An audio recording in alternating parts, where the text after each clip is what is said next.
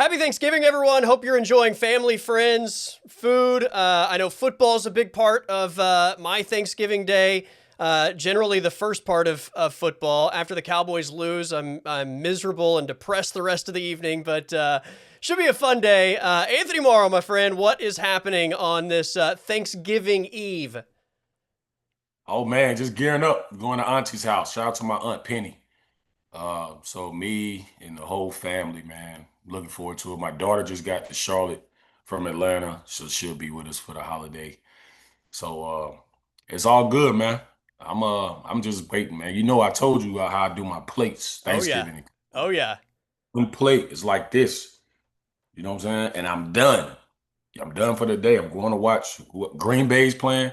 Whatever football game is on, that's what we're doing. So I can't wait to see all the family. Got some family coming in town too, so it's gonna be fun. Good times. So I was in a debate today. I want to get your take on this. All right. Do you If you had to pick one or the other, do you cut back on eating for the couple days leading up to Thanksgiving so there's, quote, like more room to eat on Thanksgiving Day? Or do you eat extra in the days leading up to Thanksgiving so you stretch your stomach a little bit so you're built to handle the load that you're going to take on Thanksgiving? This was a Hey, debate today, so I want to get your take on what the correct course of action is. all right, so there's more. I make breakfast. I make breakfast for the whole house, right? Because it's the day before, and it's actually wifey's birthday today, so I had the breakfast and all that kind of stuff. So I haven't eaten yet for real today. I'm kind of on the side of, yeah, I'm not gonna go too crazy, you know. But the problem is, they might say come to the house at 2:30. Food not gonna be ready like 5:30. Right, Calculated, so you right. can't get there too early, but you can't get there at like 6 because they like, damn, you ain't even really brotherhood with everybody, you know. But we probably get there around like 4, so I'll probably eat something light in the morning, Okay. like something real light, and then I'm going in. But yeah, I'm kind of on the side of kind of a little like a little tiny little mini fast Yeah, because I already know yeah. what it's going to be tomorrow. You know, See, that's the I kind side of I'm do it on. every year. But unfortunately, when you finally do eat all the food, you're just so miserable afterward because you're Yeah, just not used to consuming that much food. Whereas on the other hand, you eat all the food leading up to it. May not feel great, but it's not anything extra that's dragging you down necessarily after. I mean, maybe not to the same degree, but that was a debate today. So I wanted to get your take. The other thing is, and this is just a public service announcement to anybody that is hosting Thanksgiving: turn the air conditioner on before people get there, because you got the ovens going, you got a bunch of people coming in your house, everybody's dressed up, usually wearing sweaters and stuff. It gets so damn hot that you got to turn on the air conditioner if you are hosting Thanksgiving. I'm gonna tell you, especially I don't know what the weather is in Oklahoma, but out here it's like 68 degrees. So I don't even know what it's gonna be from day to day. But if it's warm like that, I'm gonna go and call Auntie after we finish. Hey, make sure the air conditioner on like 68. Don't have it Yeah, blasted. Then the ovens is going, and like you said, the stove is that's going. right. We got to sit outside waiting on the food because we sweating. That's right. And that just adds to the like post Thanksgiving meal malaise that hits you, right? You get done eating and it's just hot as can be and you're just like ready to pass out. That's the point. That's what I'm looking forward to. Yeah. I got my own spot at the couch at my auntie house. I just go right there, leave me alone. Y'all know what time it is. Watch football till I pass out from the food coma. There you go. There you go. All right, well, let's talk a little Thunder hoops. We got to talk a few other NBA items as well, but the Thunder are 17-1. They're getting ready for an NBA Cup matchup tonight with the Minnesota Timberwolves. One of 10 teams in the history of the league to start 17-1. I mean, we talked about this, I think, last week. Like, some people are already like putting some like greatest team, fill in the blank ever on this group. I think one of them was like greatest defense ever. They're now starting to make a run when you go 17-1, potentially how long this winning streak goes at getting compared to like the Golden State Warriors, the Chicago Bulls, some of these teams that have rattled off an unbelievable number of wins within one regular season. Yeah, I mean, we talked about this, the run it down right now. And I mean, they getting healthy, of course, so hopefully Jay Will can get back in there. And they ingratiate him back into the offense, into the flow right now. But I mean, honestly, I don't see it. That's the only team in the league without a hole in their game. Like within the program, like it's nothing that they can't do well. Like I've been saying, if they did get another shooter that help them out, probably be really beneficial in the playoffs. When you got to play against like a Denver or something like that, or maybe a Houston, just to have an extra weapon out there, somebody that's like a playmaker, shot maker, or something like that. So I mean, I think right now, I mean, it's basically the same program they giving they can beat you in so many different ways. Like you can't figure them out, and then defensively, we already know what that is. They on a string. The chemistry looks different when you watch them play. I've been told I went and watched them in person, Yeah. and it's a different look than what it looks like on TV with them. In real life is different. So Coach Mark's doing a great job. All the staff, that's my guy, man.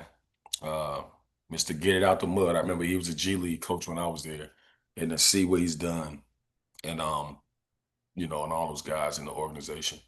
So I gotta look at their upcoming schedule. But right now, man, I mean, I can't even imagine what they're gonna be like when Jay Will gets back Yeah. because he did so many other things too on that wing and on the perimeter. These guys And can even more defensive versatility, right?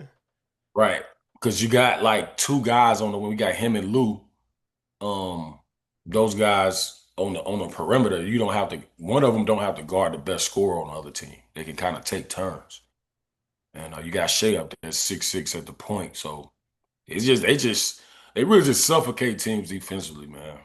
It's like actually like entertaining to watch defense Yeah. with them. Yeah.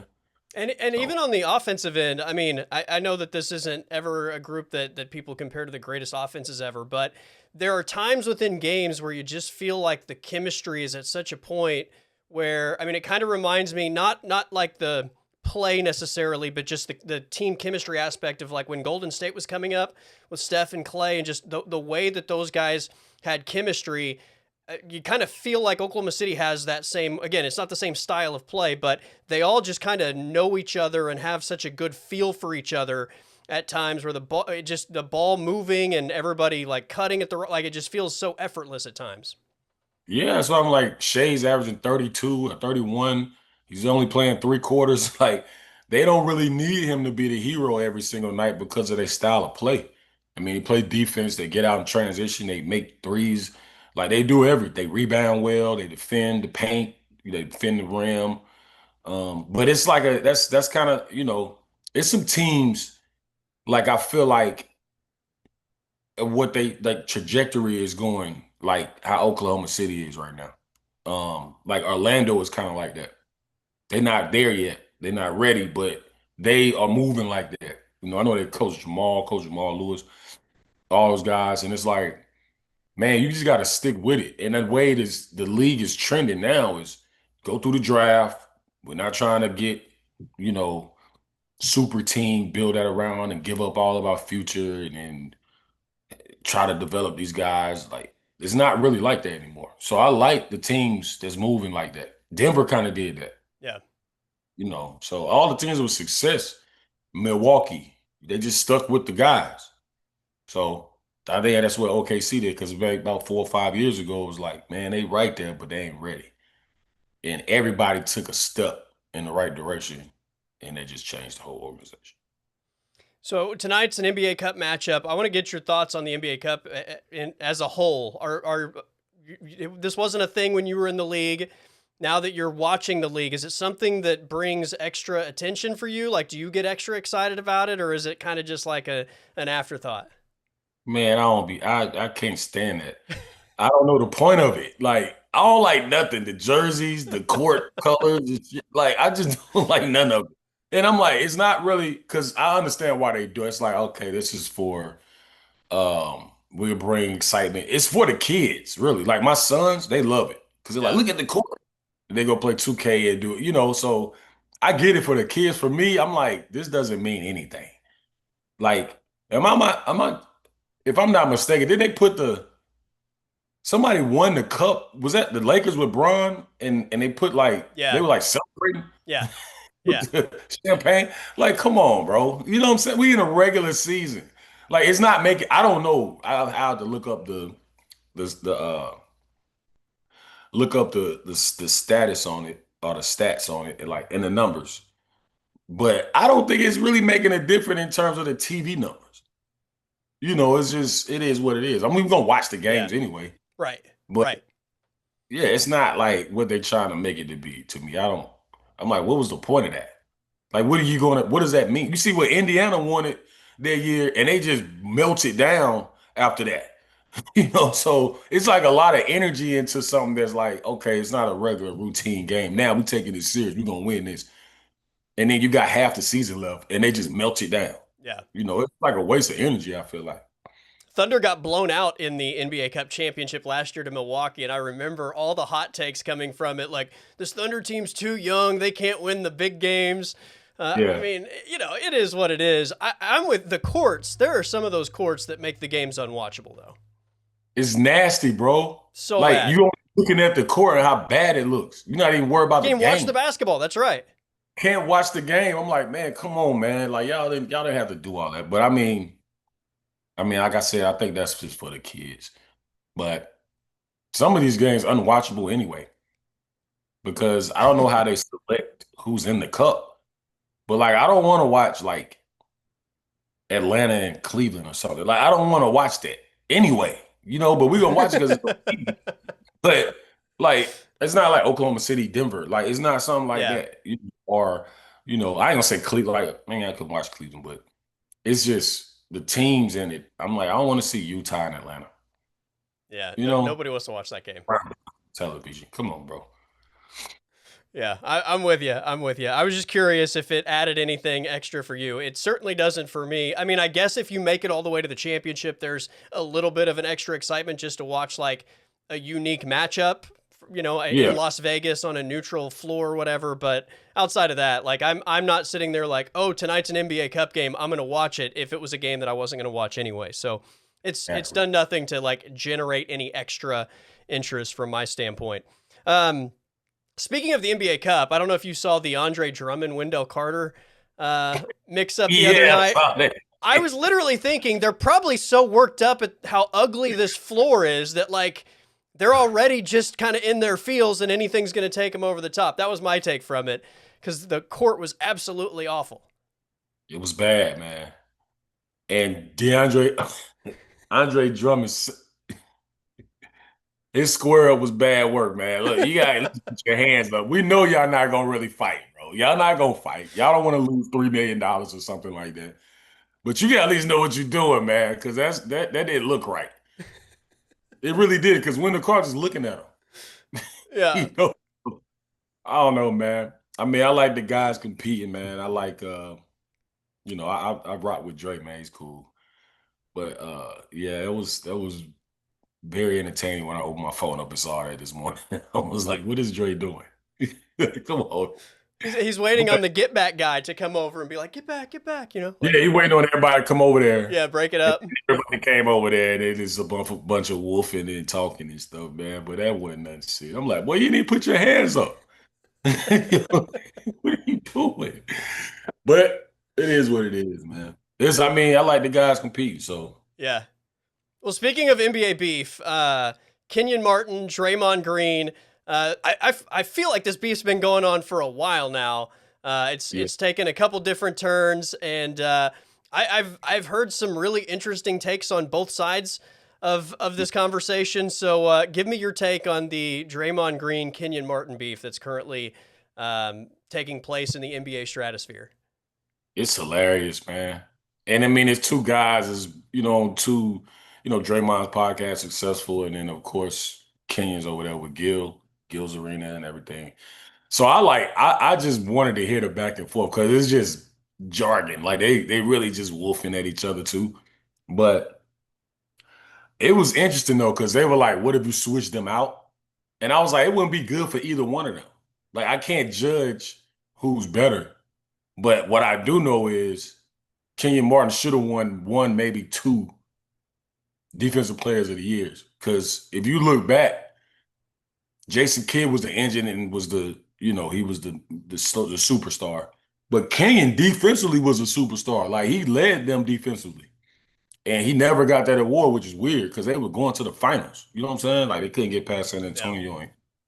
Kobe and Shaq Lakers, but uh, yeah, I don't know. I mean, I'm just like it's debatable to talk about it because Draymond in his own right is perfect there. Like I don't know where he'll be anywhere else, but I don't know what he would be anywhere else. But I mean, he a Hall of Famer, and of course, like Kenyon probably won't be. But if he wins two Defensive Players of the Year and they win one of those finals, he in the same boat as Draymond to me. But it was hilarious, man. And because when Kenyon named off all those guys, like they said it was 200, but he literally named off about 45 dudes in the clip I saw. And I was like, damn. And then he starts like going like Otis Thorpe, Yeah, you know, Otis Thorpe. Yeah, Otis Buck Thorpe. Williams. Yeah, like he was like, just for, whatever. You have to throw anybody in there. But I mean, the dudes he was naming is like Chris Webber. I'm like, bro, I mean, a lot of them names is like he ain't wrong. And I love Draymond, but it's just a unique situation because of what he brings to that Golden State team. And he makes everybody better on that team, especially on the defensive end.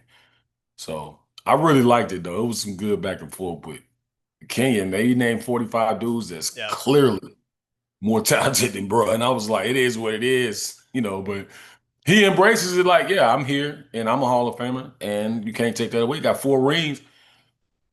I mean, I think they got valid arguments on both sides. I saw somebody on Twitter post the Spider-Man meme of Spider-Man pointing at Spider-Man, and it said like Yeah, these like guys hate each other because they're the same dude. Like they're same just dude. they're the same guys, so they hate each other. So they're that's why they're beefing. But like it's always an interesting, you talk about like Draymond on Golden State and Kenyon and the accolades. Like Draymond's perfect for that team, like you said, because his strengths perfectly fit into what they need out of that position. Whereas if you throw some other power forward in there, maybe it's not the same thing at all, or it's somebody else that needs more shots.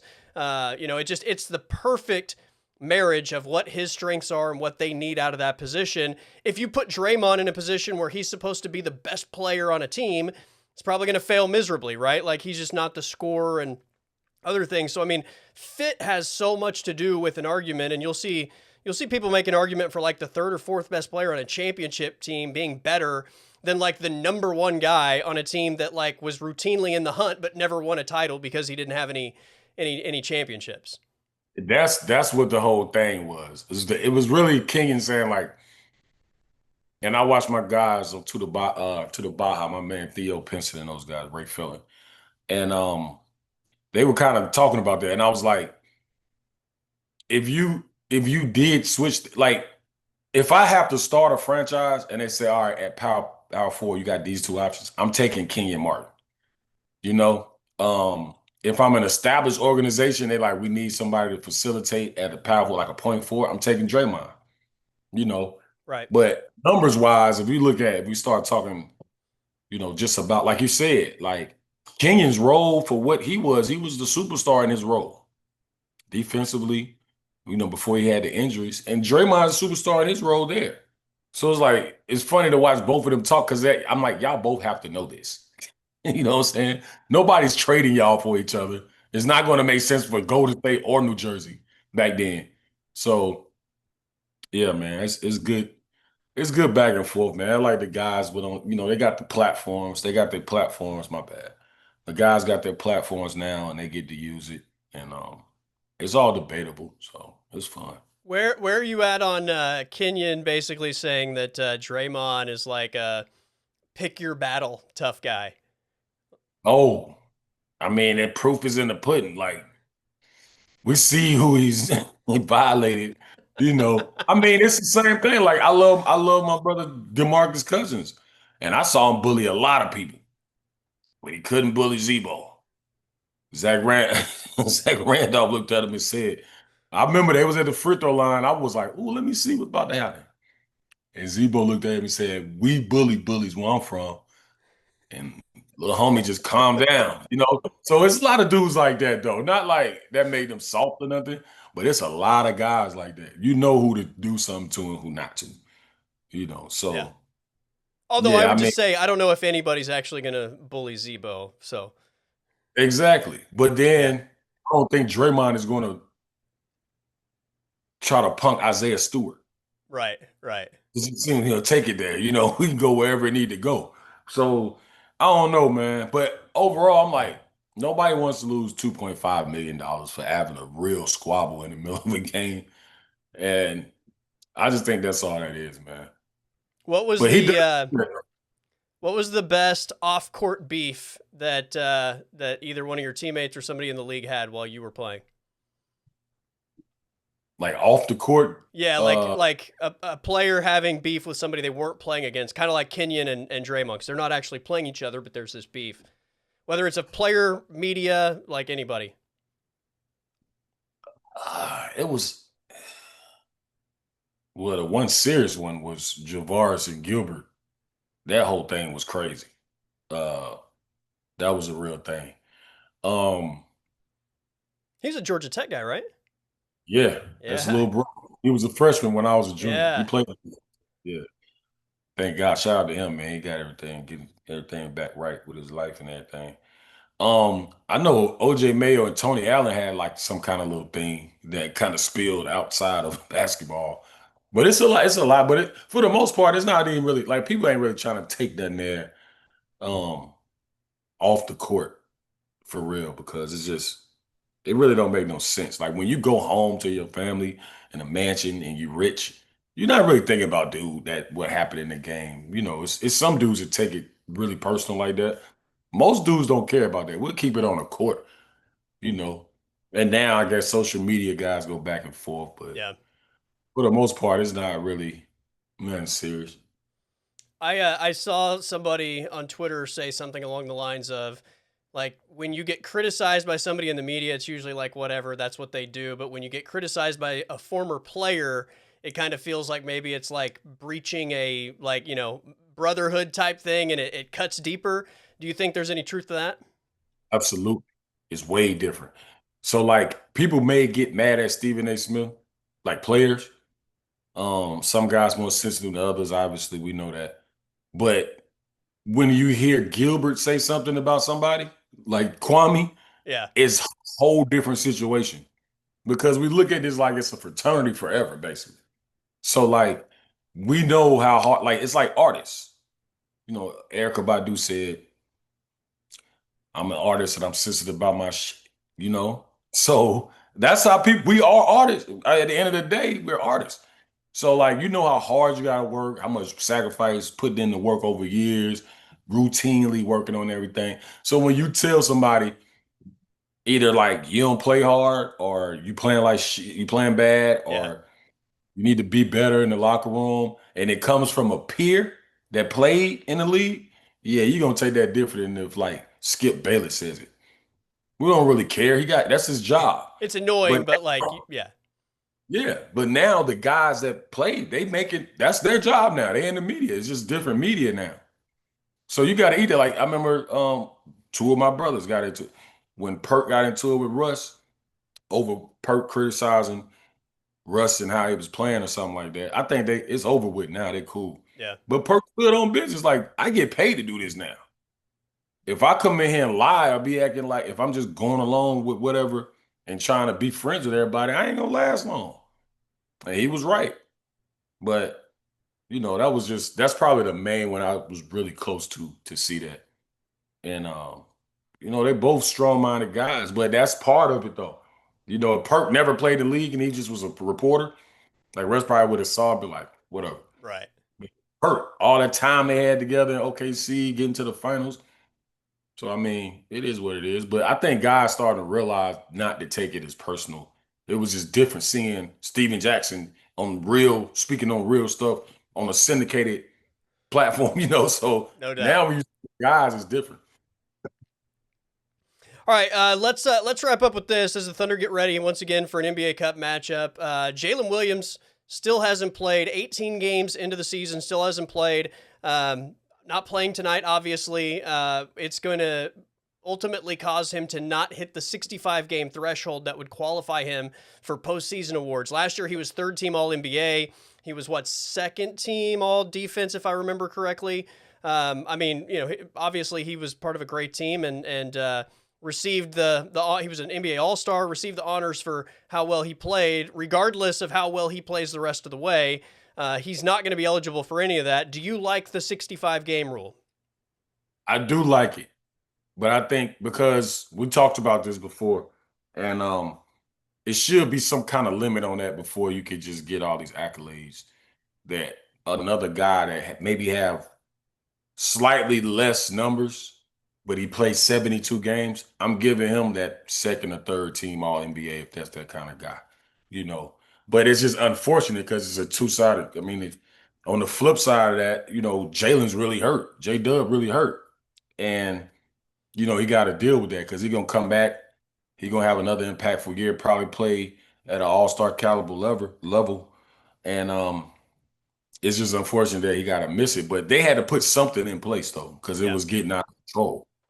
But some guys is gonna be like that, and it's unfortunate. Like let's say Tyrese Halliburton comes back and then he misses the 65 game mark, and he ends up averaging 26, and Indiana's number 2 in the East.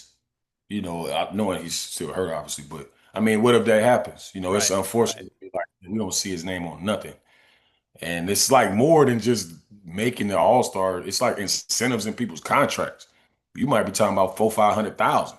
Yeah. I know you guys making a lot of money, but I'm like, man, you don't want to miss out on $400,000 because you missed the 65 game mark. So I think it's unfortunate for guys like J Dub, but the league did the right thing by putting that rule in.